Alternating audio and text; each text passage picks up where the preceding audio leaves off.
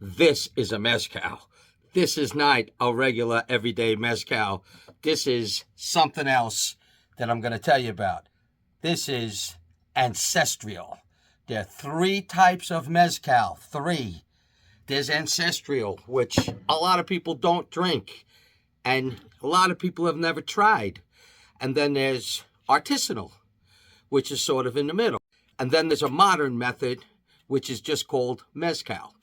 So this is the real deal, and only one place that I know has it, and I recommend you hurry if you want a bottle of this. If you want to try some of the world's best mezcal, a real mezcal, I'm shocked. It's maybe the best one I've ever had.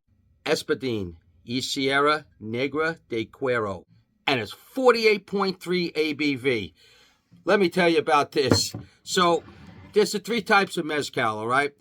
And from what I've learned in not a long amount of time, the really good ones, the really quality ones, aren't so smoky. They're not so woody. They're not with those, what some newer people say, offending type presence. They don't have any of that. You got to get the good ones. I've been telling people that. This is not cheap. This is about $130. And if you don't hurry, you're not going to get it anyway because it was made specifically for offpremisechicago.com. They only have a bunch left. So there's three categories I told you about. This is the most traditional. This is the one that takes the longest to make. This is the real deal. This is just like it was a long, long time ago. This is ancestral, which means that it has to be cooked in the earthen pit, in the ground. Has to be.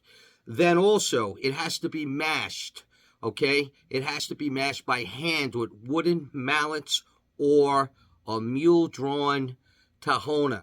And the fermentation must be done in wood, clay, or animal skin, and must be distilled in clay pots. Then you have the group that most of us drink, artisanal. Artisanal can be cooked in the ground, but could also be cooked in above ground oven.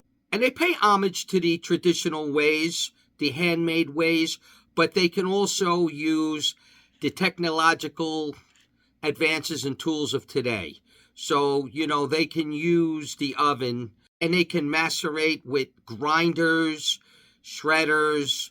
They can use the wooden mallets or a tahona as well. They can ferment in wood, stone, copper, stainless steel vessels, and it can be distilled in copper or clay pot still. And a more modern way, just called mezcal, besides being cooked in earthen pits or an oven, can also be produced in a diffuser. Yes, a diffuser, as well as an autoclave. The milling or the mashing of the cooked agave can be done by hand mallets, but they could also be done by a tahona or even the diffuser. Even like shredder rollers and grinders can be used. Fermentation can be in stainless steel, stone, or even wood. And the distillation can be in copper. It could be in stainless steel.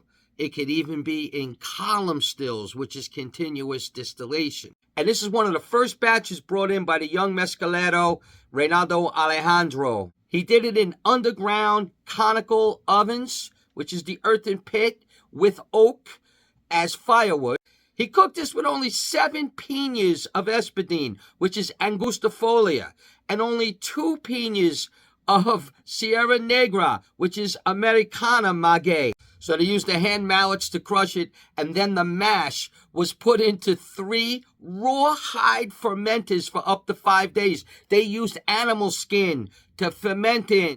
He used plantain, oak, and acacia to keep the fermentation going, and as insulation for up to 3 weeks. They used spring water and they used ground bark in the fermentation. Then the mash was distilled twice in 8 clay pot stills in his new palenque that he built called Inspiración. And my friend Adam was actually down there, and I saw videos and photos of him helping them out. It's just amazing. They made this batch for his store up in Chicago. It was distilled in June of 2023, and he proofed it all down with the heads, the hearts, and the tails. And get this, only 45 liters was made. 59 bottles. Can you believe it? I have one of them, and you can have some of the others too if you hurry up. I'll put it in the link if anyone's interested for a 10% off discount from Adam Kamen, who's the owner of offpremisechicago.com. So look in the comments if you're interested. So to say this is old school, that's a big understatement. Okay, so here we go. Listen, I tried this before. It blew my socks off. I've tried some really good mezcal recently in the last year or two. Some of it with my friend Omar up at his bar and restaurant up in Hudson Valley, New York. But my goodness, this might be the best mezcal I ever had in my life, and I'm not kidding you. And you know what? If all mezcal tasted like this to me, I'd be so far down that rabbit hole, you'd probably never see me again, and I'm not kidding you. This is out of control, amazing.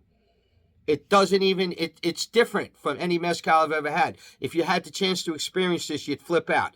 You know, the ancestral ways or the old ways, it took forever, and you can taste the difference. You really can. You're not going to get that smokiness, even though it was cooked in an earthen pit, you know, fermented in animal skins and everything else, hand mashed. It just doesn't have that kind of smoke. It's unbelievable. It has hardly any. It has a blast of orange and lemon zest. The cooked agave is phenomenal. It's earthy and herbal, minty, floral. It's got a sharp sweetness. It's unbelievable. Very light, like a banana or a cantaloupe, like a really ripe cantaloupe. Hardly any wood, hardly any smoke. My goodness, this is insanely amazing. On the back, it talks about Tomasi in the black label. And Tomasi means drink it with respect. And I got to tell you, this stuff deserves respect. It's phenomenal. My goodness. Oh, my goodness. It's herbal and it's earthy, but it's silky. For this kind of proof, it has the citrus. It's got a very light smoky presence. It's silky. It's got citrus. It's got, oh my goodness, it's just herbal. Sweet. It's just phenomenal. I'm telling you, this doesn't taste like a mezcal I've ever had before. So I just thought I'd let you know that there's still some available. And you might want to check it out if you go to that link I'm going to put up. This 5 Sentidos is insane. It's that good. I really think you guys want to check out and experience something like this. It's a beautiful label, nice bottle, has the whole thing on the back, whole story, a lot about what I told you already about how it was made. It was really interesting to see how Adam and his friends went down there from Chicago, and they actually participated in creating this batch for his store. Really, really good stuff, and I want to thank him for sending me this bottle. I mean, I would never had a chance to experience this. You can too if you move quickly. So check out the comment and the link that I'll put on the video. And this is Lou Agave, and I never had mezcal like this before. It's unbelievable.